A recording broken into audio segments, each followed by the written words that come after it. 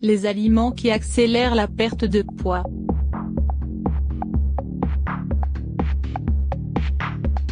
Le surpoids développe de nombreuses maladies, telles que les AVC et les problèmes cardiaques.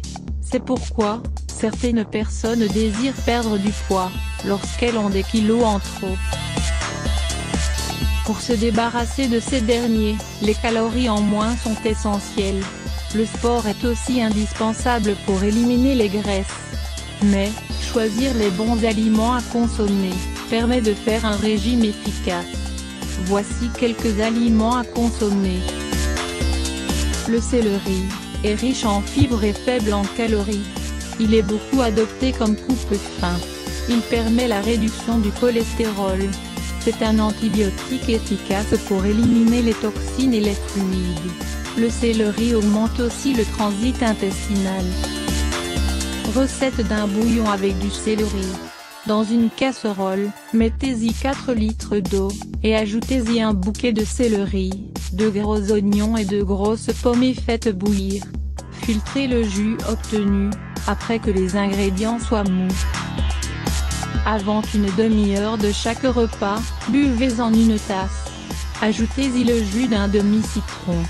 Ce jus est à consommer sans modération, au moins 3 fois par jour. Il aide à lutter contre la rétention d'eau accumulée dans le corps. Après une semaine de traitement, les résultats se font déjà sentir. On augmente le métabolisme des graisses et la fonction hépatique grâce à sa vitamine C. Il facilite aussi la perte du poids. Le citron est un puissant antioxydant. Il détoxifie aussi l'organisme efficacement. Boire le jus d'un citron avec de l'eau tiède à jeun, est très bon pour nettoyer les intestins et favoriser ainsi la perte du poids. L'avoine contient de la vitamine B1, du fer, du manganèse, du sélénium, du phosphore et des protéines non grasses. Les fibres solubles qu'elle contient, aident à perdre du poids. Au petit déjeuner, mélangez-la avec du lait ou du yaourt. Le concombre est idéal pour maigrir. Il est riche en vitamines A, C et K. Il contient des minéraux comme le manganèse, le calcium, le cuivre, le fer, le zinc et le phosphore. Il est très riche en fibres mais faible en matières grasses. Consommez-le avec du sel et de l'huile d'olive, si possible, dans les salades.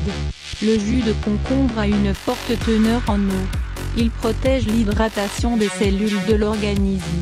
Aussi, est-il bon pour la purification du corps. Quelques conseils diététiques pour perdre du poids en général et la graisse du ventre en particulier. Il est important de contrôler la quantité de nourriture à consommer et les calories qu'elle contient. Supprimez aussi certaines habitudes comme le tabac et l'alcool. Le mieux serait d'augmenter ses dépenses caloriques, renforcer ses muscles abdominaux et suivre un régime alimentaire adapté. Il est donc recommandé de moins manger des fruits, des céréales complètes, de l'huile d'olive extra vierge ainsi que des légumes.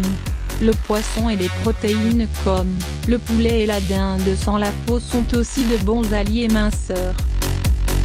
Moins éviter les boissons gazeuses, le pain blanc, les graisses saturées, les sucreries et les plats préparés.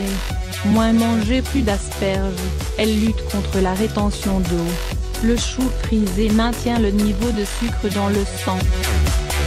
Moins cuisiner à la vapeur ou au four. Évitez les aliments crus et les plats en sauce.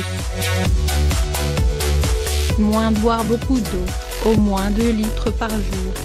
Cela permet d'hydrater la peau, d'éliminer les déchets de l'organisme, de maintenir un poids idéal et de garantir le bon fonctionnement du transit intestinal. Quelques exercices à faire. Une alimentation équilibrée et une activité sportive aident réellement à perdre les kilos en trop et surtout les graisses du ventre. Si vous souhaitez cibler la zone du ventre, faites des abdominaux et des exercices d'aérobic.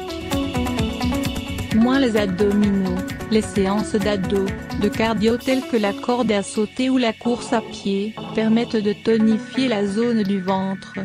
Cependant, ils doivent être réalisés au moins pendant 30 minutes. Ces exercices permettent aussi d'affiner la taille. Ils renforcent les muscles abdominaux, ce qui permet donc une perte de poids efficace.